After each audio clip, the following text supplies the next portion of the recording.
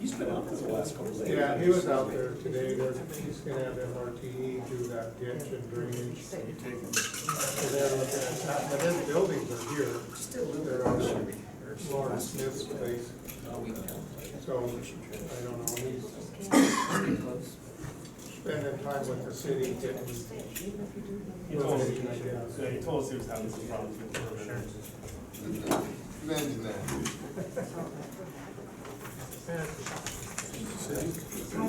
Hi, how I are you? think he'll probably start in Greg's building. I don't know, he told me weeks ago was on its way, so. Just those three in Jordan. Oh, are they on the? Yeah, he's getting this ditch, yeah. So you know where they are? What you looking for? The blue cards? Yep, I'm gonna have to Get bring out you of jail one. cards? Oh, you got it? Yeah, I'll bring you one. Oh, you'll bring them, okay. How about two? Okay, Or am I out? I'll give you one too. All right, good afternoon, everybody. Welcome. Today is June 25th, 2024. This is the Great Falls International Airport Authority Board meeting. As a reminder, the mission of Great Falls International Airport Authority is to optimize transportation services and development in our region. The vision of the Great Falls International Airport Authority is to maximize the airport's benefit to our region. Welcome to the public. Thank you for being here. See some familiar faces.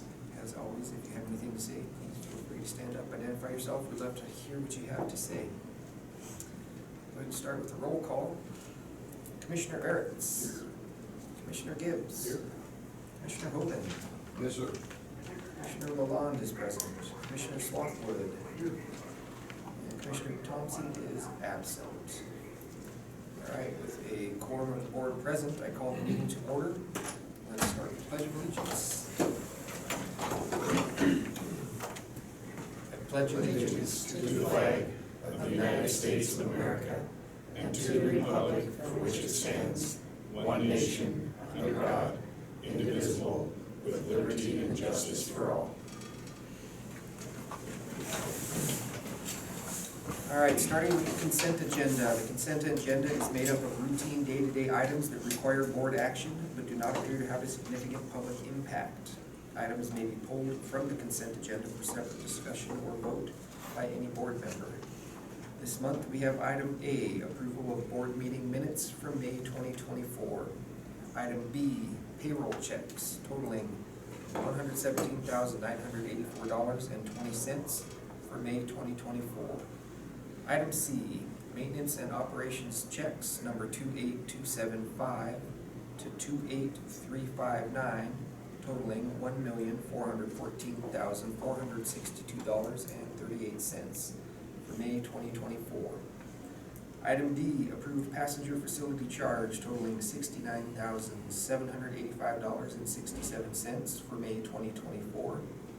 And item E, financial reports for May 2024. Does any board member have an item that they would like to pull for further discussion? All right, you can have a motion to approve the consent agenda. I move to approve the consent agenda as stated. I've got a motion. Any additional comments? Can I get a second? I'll second. Motion and a second. All in favor, say aye. Aye. Nay. The ayes have it.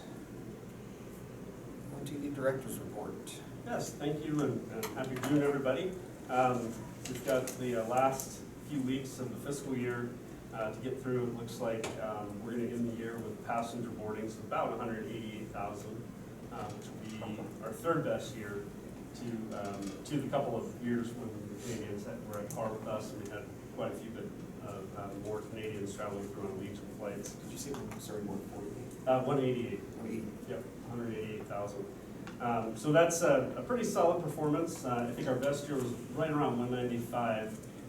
So we're not too far off, and decent chance of picking that back up next year if we get a little bit of growth. So strong year from a traffic perspective. From a financial perspective also, if you're looking at the financials, it looks like we'll end the year with revenue about 7% better than expected. We should be very close to record revenue. You may recall in 2022, our revenues contained some one-time revenue from the sale of the FedEx building. And so we had kind of a $900,000 bump that year with that transaction. So we've caught up to that and anxious to see the final closeout because I think we'll be real close to a record revenue 22. So positive there. Operating revenue should come in around 4.4 million, which was a really strong performance. The main growth areas, landing fees were a little bit better than expected. Last year when we were budgeting, we didn't know for sure what the schedule would look like for United's summer, and they ended up bringing all that Airbus traffic the last 2 years. In addition, we have the additional Alaska flight, which we didn't budget for the last month and a half. So some extra flights in there that we weren't expecting. There's been some upgrades in the FedEx fleet as they are moving more volume to Bozeman. They've switched over to a larger plane, and so we're seeing a little bump in landing fees. Also, food concessions have done better than expected. Certainly, Oakwell's continues to really improve their operations. They're getting more meetings again, which is really positive. And with the grill in the back, I think they're serving more food to the passengers, which is also good. Looks like we'll have another record year in parking as we continue to see that transition to unmanned parking really benefiting us from a financial perspective. So that's another positive. On the expense side, it looks like we'll finish the year about 2% below budget. We had thought we were going to potentially need a budget variance, but it doesn't look like we will. So we're hoping to finish the year about 2% below budget, and will not ask for that variance. That's all I have, unless anyone has any questions. Any update on the warehouse contract? Yeah, we've got that on the agenda. I was just excited. So I was going to leave it for that, but Any comments? All right, item number 1, task order 10, engineer professional services master agreement. yes, so the FAA requires us to have a 5-year engineering contract with a design engineer for both design and construction phase services. Our current engineering contract is with Morrison and Merrily. And so the board approved that contract. Gosh, I think we're in year 3 already, aren't we, Steve? That's about right. And then we issue task orders off of that contract whenever we're preparing to design a project. And so we have contracting authority with them under the initial approval, and then we come back to the board every time we issue a new task order for approval of those task orders. And so task order 10, as you can see here, is the task order that we are hoping to put in place for the second phase of access control. It'll be helping us in the completion of the design and construction oversight with the grant administration and that type of thing on this project. The project's already been approved. The budget for the task order was included in the project budget, but we do need the contracting authority in order to sign a task order with Morrison and Merrily for the project. No big changes or anything from what we've talked about this in the past. Yeah, no, the budget is in line with the project budget that we've already brought to the board. It's just the contracting tool to actually execute contracting Morrison and Merrily for the design and grant administration and construction oversight. See enough? Any questions, comments, concerns? All right, can I have a motion to approve task order 10? I'll make that motion. Got a motion. Any additional questions or comments? Can I get a second? I'll second. Got a motion and a second. All in favor, say aye. Aye. Nay? The ayes have it. Item number 2, task order 11. In a similar fashion, we are preparing to start on the roof repair in that central portion of the terminal, kind of the high roof where the skylight is located. We got some leaks in there. The board approved the budget for this project a number of months ago, and now we're executing a design contract and grant administration and construction phase service contract with Morrison and Merrily. This is task order number 11. And this, the budget authorization was actually included in the budget of the project, but we do need approval of the actual task order to execute a contract with Morrison and Maryland. We talked about this a little bit too. I just had one quick question. I see phase 3 of this whole task order is the final design and 100% review. How long from, assuming the board approves it, to you having the final design documents in hand? Matter of months, matter of weeks? I would think it'd be a few weeks. It sounds as though all of the roofing capacity in the region is pretty much used up for the year. So one of the things we're talking about is we may either have to have this as a very late fall project or an early spring project, because it doesn't sound as though, at least last time I talked to Steve, you were having a hard time finding any roofers that would want to take this work on this year.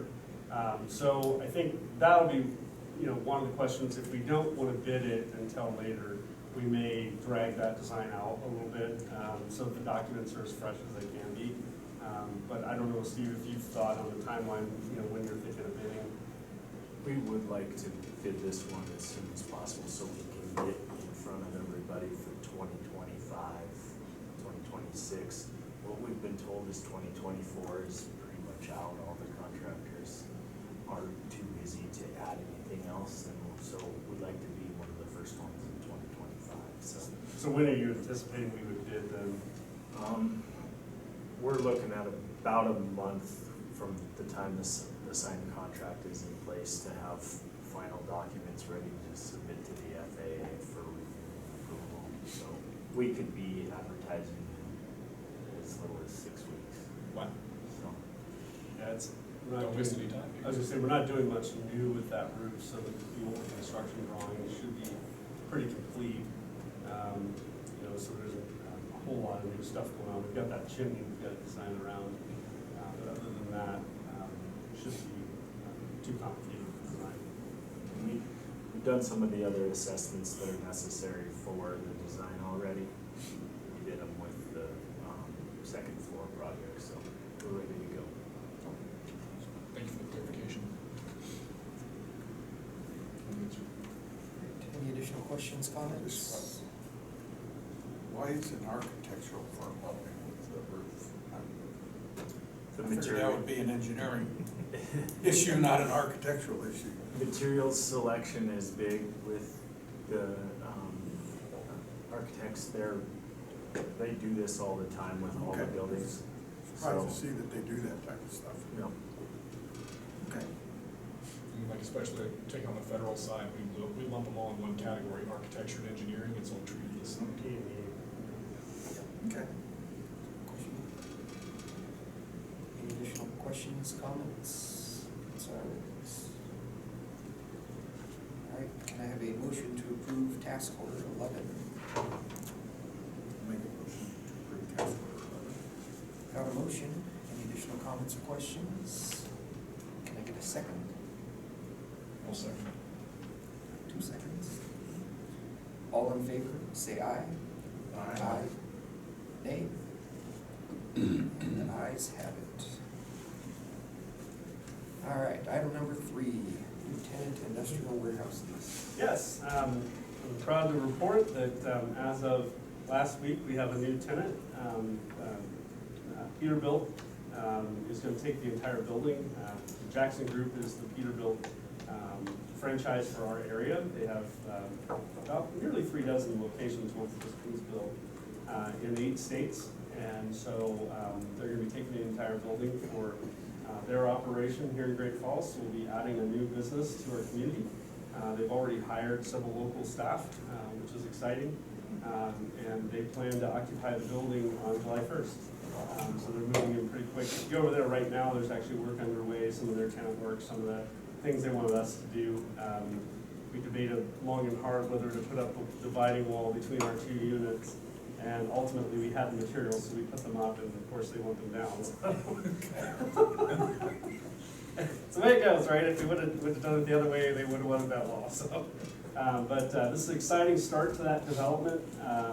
We have yet to complete the entire building. There's still a part on back order for the fire flow system, but we've been able to come up with a solution that allows the fire flow system to work. Because that unit was designed to have 10 eventual units in it, the pipe is so big it has enough pressure to flow the sprinkler system without the pump. So that's really positive. And so it looks as though we'll be in good shape to get them in there on July 1st. And they'll be taking that building for a term of 3 years, plus 3 3-year terms. They eventually would like to build their own building on our land down there, is kind of what they've indicated. So far, they've been great to work with. We're really excited to welcome them up to our airport and to Great Falls. I got the impression it's just part storage or something. It's gonna be a full-on dealership. So you can go in there and order a truck. They'll do the work to deliver it right there. You put your radios in or whatever it is you need. They'll have a full delivery shop. They'll have a full parts operation. In that facility, in the one bay, will be an entire parts operation. They're trying to find racks tall enough to take advantage of the height in that building, but it's going to be a busy little corner of the development over there. And then they plan to park some of the trucks that are for sale out along the side of the building, so you can see them from the interstate. So pretty excited to have that building leased. As we first finish our units and get that building leased right away, and we'll be working with Dick Anderson to start talking about the next phase of development. And as you know, we're working with a long-term tenant. I think this gives us a unique opportunity to address some of their design concerns right in the design of the project. So I'm hopeful that this will actually propel that manufacturing tenant into a situation where they can get exactly what they want for a long-term deal on a building. And so we'll continue those discussions. I've already been in contact with them about a month ago when it seemed apparent we were going to lease this building. To let them know, hey, look, that building's off, but now we can do something that's going to fit your needs a little better. So we'll be looking to meet with them now that we've got the building leased and start talking about phase 2. Too quick. I don't think there's any other truck dealers in town. There's a Freightliner dealer There is? on our land, I state. That's a dealer too. Yeah. We're gonna have a competition here. Kenworth is. I didn't know they were a dealer. Kenworth is over across the highway. I'd forgotten that. Yeah. You got I didn't know they were- Volvo across over there as well. Yeah. Oh, is there a Volvo dealer over there? We can handle that many for this population. Well, they're pretty excited because this will be the first Peterbilt builder between Lethbridge and all the way down to Boise on I-15. And they really feel like there's an opportunity there for their customer base. And so I think they're pretty excited about it. And of course, we're really excited to have them. And it's like I said, so far they've been great to work with. And I think they'll be a terrific tenant. The other, Is that going to increase? They're gonna grade out an area to the, what would that direction be?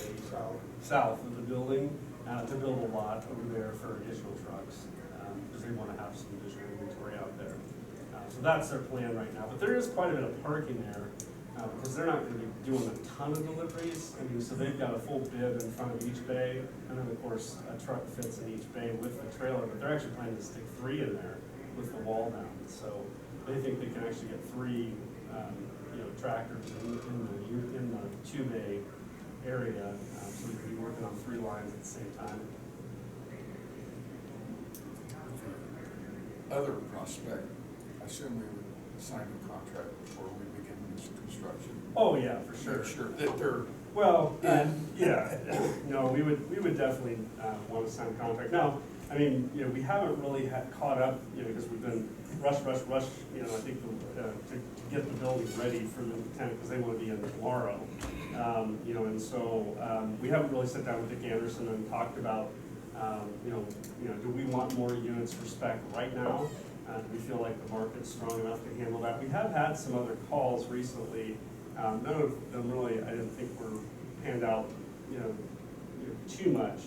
But now that this is out there and people begin to see activity over there, I think it's going to, kind of change the market for that. And then we're working with several other potential tenants that want to build their own facilities on our land over there. So, kind of the order of which all these things proceed depends on who's most ready to go.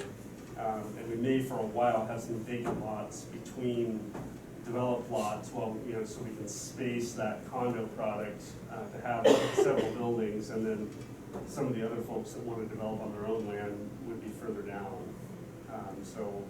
But it's exciting, and, you know, it's a great start. You know, it's welcoming a new business to our community, which is fantastic, and I know GFIAA is really trying to do more to attract logistics businesses in our area, and so this falls right in line with, Brett really thinks trucking is an area where we can continue to develop, you know, more activity around it, and so this is, I think, part of that sector and part of that opportunity in our community, so, yeah, pretty exciting. When I lived in Memphis, they always talked about tri-modal logistics, Yep. train, trucks, and air. So, yep. And could have sort of like a mini one figure if we get all, everything going. Yeah, I mean, I think they're doing that cross-dock facility across town. It sounds like that's a go, you know, so that'll take the stuff off of trains and put it on trucks and vice versa. You know, so I think we are beginning to see some things happening in that logistics, you know, sort of realm. You know, the air cargo freight, you know, for us, FedEx is really not what we would call an air cargo operator, they're what we call an integrator. You know, they want you to shove your stuff into a certain size, you know, box. You know, whereas an air cargo operator puts it on a pallet and wraps it and sticks it on there. So, you know, they're not really set up to do a lot of cargo, but certainly we have room next to them, you know, if that continues to become a viable way of doing things. The biggest problem, you know, I managed the air cargo for SeaTac, which I think they're now 6th largest in the country. At the time we were 8th. The biggest problem I always tell folks is you either have to consume something or make something to get an air cargo, you know, hub, because, you know, it's so expensive. It is the last resort of sending something is by air cargo, and so unless you're making semiconductors or something that's fragile, you know, or you're consuming, you know, a tremendous amount of cherries, for example, in Washington State was, you know, a huge crop. You know, the Japanese would consume, you know, plane loads of them for weeks. I mean, 747 after 747 after 747, you know, $40 per little pint. And so, you know, that's a good example of something that in your head, it's low value, but it's very perishable. You know, and even those 747s have to be chilled in order to transport them. And the value of that plane is actually tremendously high when you think of what they're getting, you know, in terms of price for those cherries. So it's an interesting, I mean, unfortunately here what we have is very mostly stable crops, chickpeas, wheat, things like that that'll probably never travel by air. And so unless we begin doing something that consumes or, you know, or adds value to it, you know, we probably won't have a lot of demand for air cargo for, you know, for a long time. But I mean, you look around the state, and there really isn't an air cargo operator in Montana. You know, Prime, you know, would eventually be an example that would be most likely, but that, even that's more of a, you know, I'm moving packages, I'm moving product more than, you know, I'm gonna call them and say I need to move this vehicle, you know, to the other side of the world for a specialty, you know, radar project that we're doing. You know, things like that are what you see at Seattle, where there's specialized equipment. There's very specific businesses that need that linkage. What about that German manufacturing company in Lewiston? Vacuum guy? If that's it. Yeah. Yeah, I don't know what Like, they'll would that use. be the kind of thing that could spur some interest in cargo? Yeah, I mean, I know they're sitting up right on the Lewistown airport, but that's also very little infrastructure there. No, I mean, I can't see them flying in cargo from there, and, you know, it'll be interesting to see what supply chains they are going to use to, you know, to get their products and that and the kind of stuff. But yeah, I mean, those are the kinds of things. And you know, in Seattle, one thing that we had was BMW parts that were made in Japan for BMW cars would actually come to Seattle because, you know, there's so many BMWs in the U.S. compared to, you know, the rest of Europe. You know, so they would actually bring in all of the freight to Seattle because it was cheaper to do that than to fly 2 locations, one in Europe and one in the U.S. So everything came to Seattle, and then we had a cargo lux plane that went to Luxembourg that was just added freight. So I mean, they just have this supply line, you know, where they would be shipping a couple boxes every day, you know, of those parts. And so, that vacuum manufacturer is kind of probably the same way. Now there's some number of parts trying to come to our community every day. But that's the key thing for air cargo is there's two types, right? I mean, there's your pullers, and that's, the people you call when you have to move like, a big concert. When Taylor Swift needs to move her concert from the US to Asia, she's gonna do it one time. So she executes that contract for one-time delivery. And then you've got like your cargo luxes, and they wanna run the route every day. So you really need, for an airport to have air cargo service, you need that every day. I can fill, a 747 or, that's really where all the freighters are 74s and 77s for those guys that are doing air cargo. Would that create a temporary air cargo operation, that upgrade? That certainly could, and it would be interesting to see how those parts would move, if the military would move those, or if there's the potential that, that we might see some of that stuff flown in, by Northrop Grumman, on chartered planes. I don't know, I mean, it'd be interesting to see as Cheyenne, starts, how much of that stuff gets flown in. Obviously, the military generates their own cargo loads. We do get military cargo loads here frequently. And so it's not something that isn't already happening, but there isn't an opportunity to add stuff to that because they're US flight, they're US government flights. They're not, it's not like cargo loads coming in here and delivering something or DHL or something like that. Can our runway handle 747? Oh, yeah. Yeah, in fact, the 747, the 800, they did their testing here for quite a bit of that. Crosswind stuff and the into the wind stalls and all that kind of thing. They would come over and do that. Was that the one that blew the signs down? Well, yeah, I think one of them did. Yeah. President's plane did one. No, did it? The guy got really on the thrust as he was rotating up, and the thrust of that plane was enough, it came down the runway and blew the sign panels out. I mean, it was pretty remarkable. But yeah, we can handle pretty much any plane. I mean, I don't know if you guys have ever had one of the big Antonovs or anything here. Yeah, the Antonov a few, 5 or 6 years ago. They did. Was that since I was here? I kind of remember that now you say They it. took air to sky crane. That's Sky Crane, that's what it was, yeah. Yeah, how many days was it broke down here? Sounds about right for you. Yeah, usually when it comes to your airport, it gets stuck there for a few extra days. No, it was kind of on schedule. Was it? Oh, there you We go. took the signs down though for that one. Yeah. But yeah, I mean, certainly, it's something in the future we want to keep an eye on as the community grows, as, if we would get some type of producer that had a high value, fragile good or something like that. There's opportunity for it. It's just, you need a lot of it. And give you an example, like even Seattle, the way our Taiwan freighter worked is Seattle had a 30% allotment on that plane, and then it went to Houston. So Seattle on a daily basis could only fill 30% of a 747, and then the rest of that space was used for Houston. Another question on the Peterbilt, how many employees are they looking to pick up? I don't know, I mean, I get the impression it'd be about a half dozen Yeah, people I'd say working over there. probably They have an office area, so somebody else. Parts and Parts. floor mechanics, and they've got a mobile mechanic right now. I guess 7. If I was putting one, my satellite store is 7. Yeah. You guys can do a press release or what's We going did on. it, yeah, we sent it out this morning. In fact, KRTV already did an interview just before the board meeting, so it'll be out there tonight. Very cool. Anything else on that? That's it.